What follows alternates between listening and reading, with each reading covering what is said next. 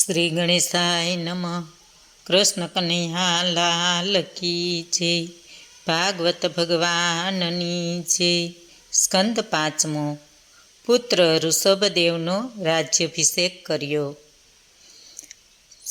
હવે સતપુત્રોવાળા ઋષભદેવજીના રાજ્યનું વર્ણન કરવામાં આવશે.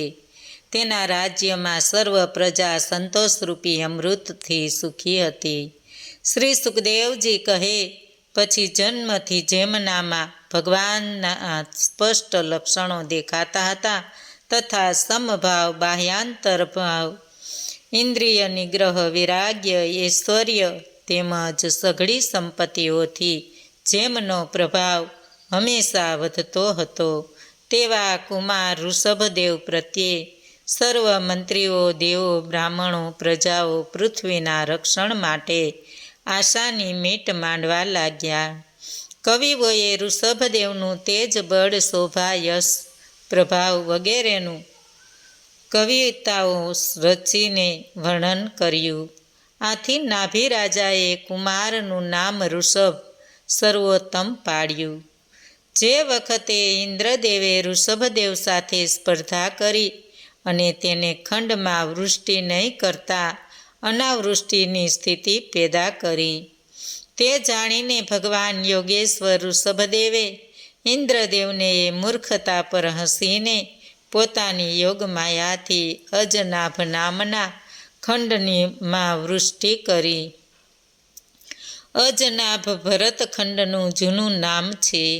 અજ એટલે ભગવાન ઋષભદેવ અને નાભી તેમના પિતા, એ બંનેનું તેનું રક્ષણ કરતા હોવાથી તેનું નામ અજનાભ પડ્યું હતું.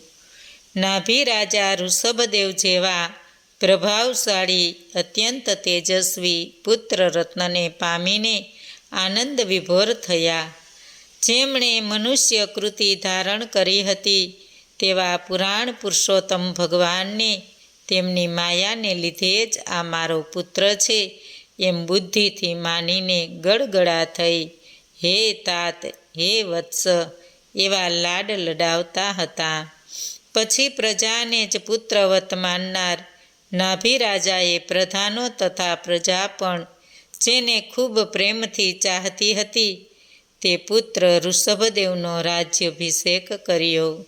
પછી નિશ્ચિત થઈને નાભી રાજા રાણી મેરુદેવીની સાથે બદ્રિકા આશ્રમમાં જઈને કોઈ પણ પ્રાણીને ઉદેગ નહીં કરનાર ઉગ્ર તપ અને એકાગ્ર મન વડે સમાધિ યોગ વડે નર નારાયણ નામધારી ભગવાન વાસુદેવની ઉપાસના કરવા લાગ્યા. પછી કેટલાક સમય પછી તે જીવન મુક્તિ પામ્યા. હે રાજા પરીક્ષિત, નાભી રાજા માટે બે પ્રાચીન શ્લોક રચાયા છે, જેનો ભાવાર્થ આવો છે.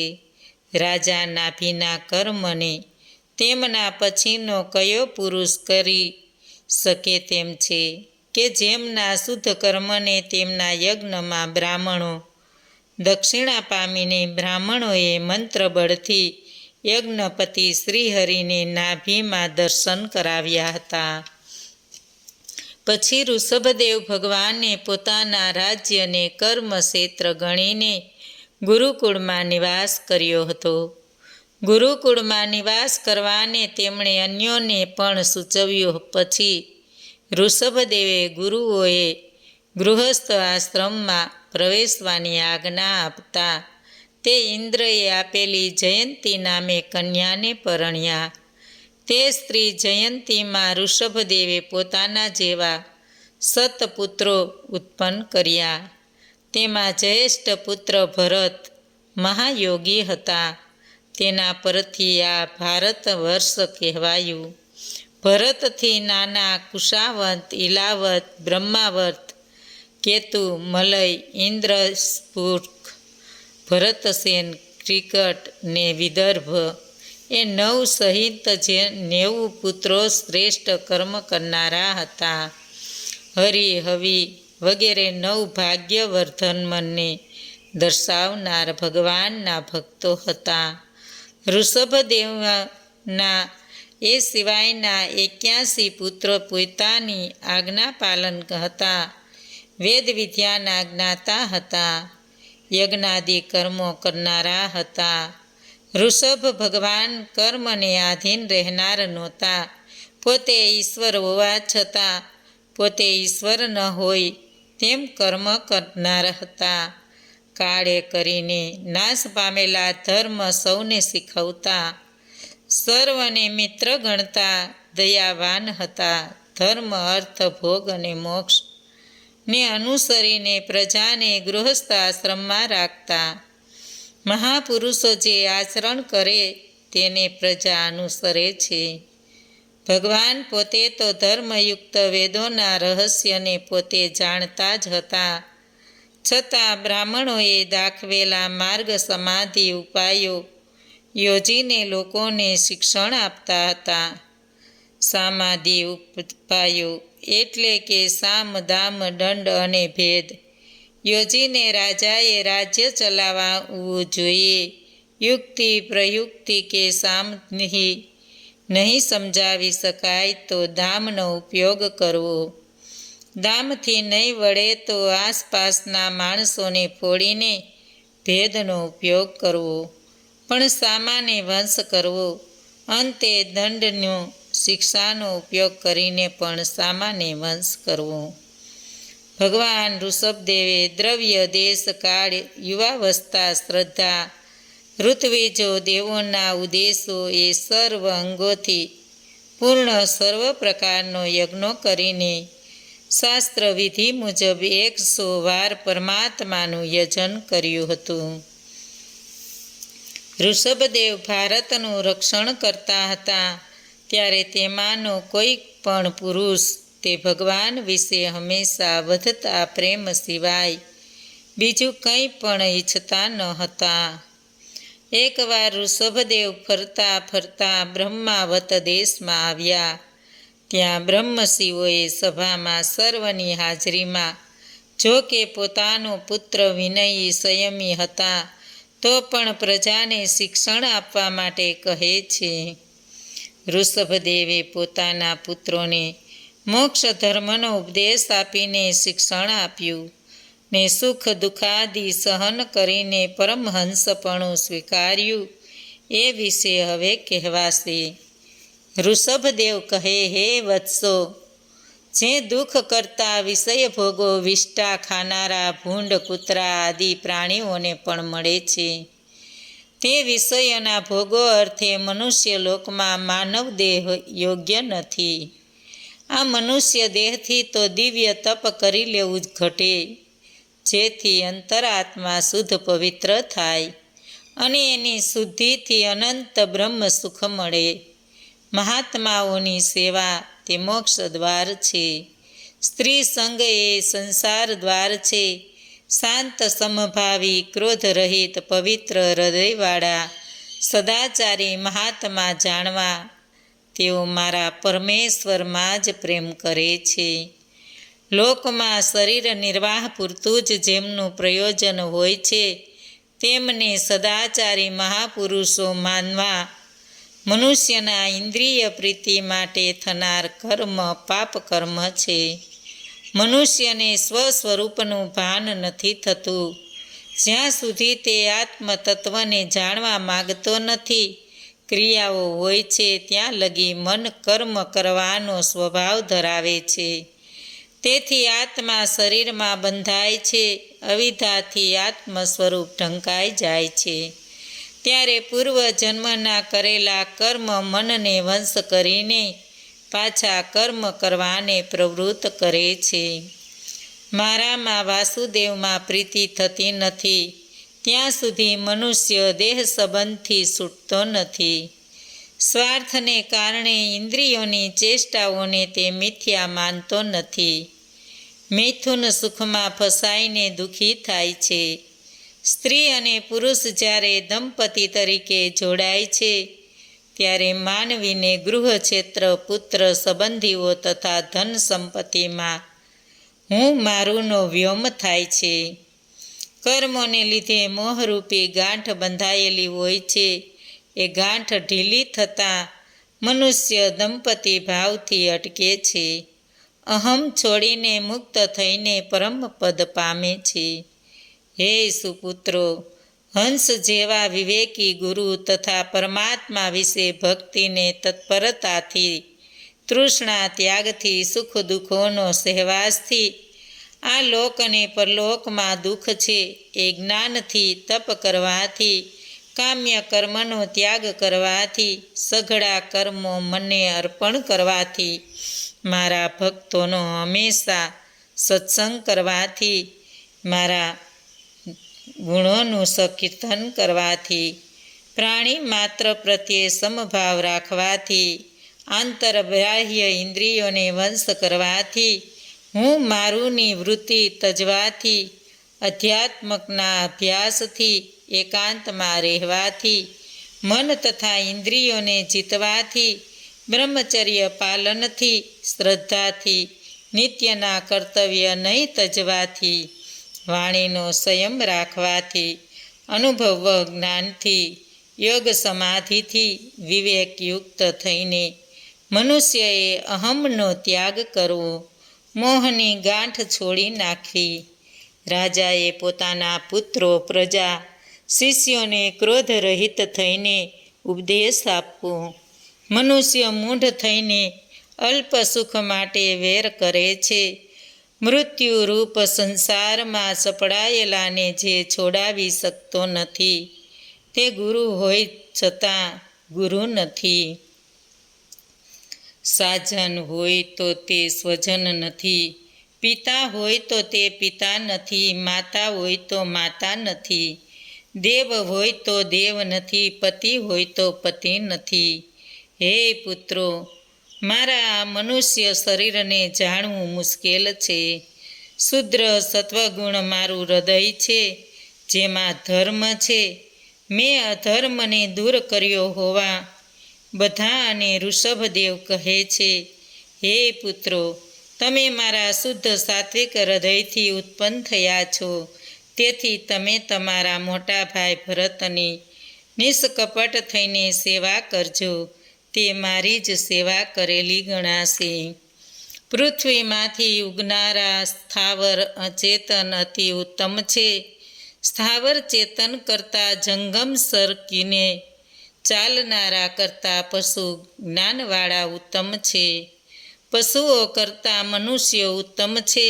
મનુષ્યો કરતાં ભૂત પ્રેતાદિ, તેના કરતાં ગંધર્વો, તેનાથી સિદ્ધો ઉત્તમ છે. તેનાથી કિન્નરો ઉત્તમ, તેના કરતાં દેવો ઉત્તમ.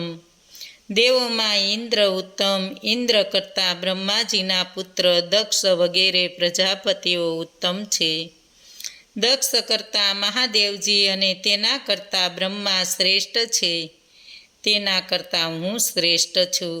અને મારા કરતાં બ્રાહ્મણો શ્રેષ્ઠ છે, કારણ કે બ્રાહ્મણો પૂજ્ય છે. બ્રાહ્મણોથી શ્રેષ્ઠ બીજું કોઈ હોઈ શકે? કેમ કે બ્રાહ્મણોને મારું સર્વશ્રેષ્ઠ વેદરૂપ શરીર ધારણ કરી રાખ્યું છે. બ્રાહ્મણોમાં પવિત્ર સત્વગુણ, સમ, દમ, સત્ય, અનુગ્રહ, તપ, સમા, અનુભવ એ 8 ગુણો રહેલા છે.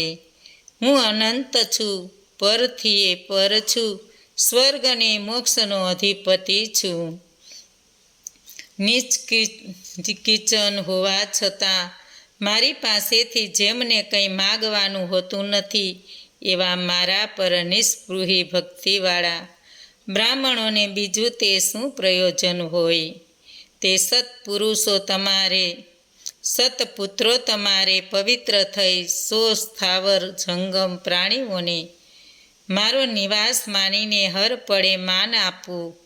કેમ કે એ રીતે પ્રાણીઓને માન આપવું તે જ મારું મોટું પૂજન છે. તે સિવાય મન, વચન, દ્રષ્ટિ અને ઇન્દ્રિયોના કાર્યનું એ ફળ છે કે તે કેવળ મારું જ આરાધન હોવું જોઈએ. કારણ કે મારા આરાધન વિના મોહરૂપી કાળપાસથી છૂટવાનું સામર્થ્ય મળતું નથી. અર્થાત સઘળા કર્મો ઈશ્વર અર્પણ કર્યા વિના માનવી કદી મુક્ત થઈ શકતો નથી. શ્રી સુખદેવજી કહે, આમ પોતાના પુત્રો પૂરા શિક્ષિત હોવા છતાં લોકોને શિક્ષણ આપવા માટે પુત્રોની શિખામણ આપીને ઋષભ ભગવાને ઉપરામરૂપ સ્વભાવવાળા તથા સઘળા કર્મોથી વિરામ પામેલા મહામુનિઓના ભક્તિ, જ્ઞાન અને વૈરાગ્યરૂપ પરમહંસ ધર્મનો ઉપદેશ દેવા પોતાના 100 પુત્રોના જ્યેષ્ઠ પુત્ર ભરતને પૃથ્વીના પાલનને માટે રાજ્યાભિષેક કર્યો. પછી પોતે રાજ્ય વગેરેના સર્વ પરિગ્રહોના ત્યાગ કરીને ઘરના અગ્નિહોત્રના અગ્નિનું સ્વ આત્મામાં આરોપણ કર્યું. અર્થાત આ અગ્નિહોત્રનું અગ્નિ એ જ મારું સ્વરૂપ છે, મારાથી કંઈ જુદું નથી, એમ અગ્નિનું સ્વ સાથે એક્ય કર્યું. પછી માત્ર દિગંબર સ્વરૂપ ધારણ કરીને તેઓ બ્રહ્મવેતા દેશમાંથી પરમહંસાવસ્થામાં ચાલી નીકળ્યા. તેમણે અવધૂત વેશ ધારણ કર્યો હતો. જડ, અંધ, મૂંગા, બહેરા, પાગલની જેમ વર્તતા હતા. મૌન ધારણ કરીને ફરતા હતા. નગરો ગામડાઓમાં જ્યાં જતા ત્યાં લોકો તેમને પાગલ ગણીને તિરસ્કાર કરતા હતા. એટલું જ નહીં, પથ્થર મારતા, તેમના પર વિષ્ટા છાણ મૂતર નાખતા, ગાળો દેતા, તો પણ તેમને કંઈ જ અસર થતી નહોતી, કારણ કે તેમને તો અવધૂત અવસ્થા સ્વીકારી હતી ને. તેમને દેહનો કે હું મારો એ અહમ રહ્યો જ નહોતો. ઋષભદેવ ભગવાન પૃથ્વી પર એકલા અટુલા વિચરતા હતા. આમે રાજા હતા, તેથી તેમનું દેહ સૌંદર્ય તો સુંદર હતું, છતાં ભગવાન અવધૂતના સમાન મલિન દેહ વડે જાણે કે રાહુ ગ્રહથી ઘેરાયો હતો. પછી જ્યારે ઋષભદેવે કહ્યું કે લોકો યોગ શત્રુ છે, માટે લોકોને પોતાનાથી અલગ કરવાને માટે નિંદ વર્તન કરવું જ યોગ્ય ગણાશે, માટે તેમણે અજગર જેવું વ્રત ધારણ કર્યું.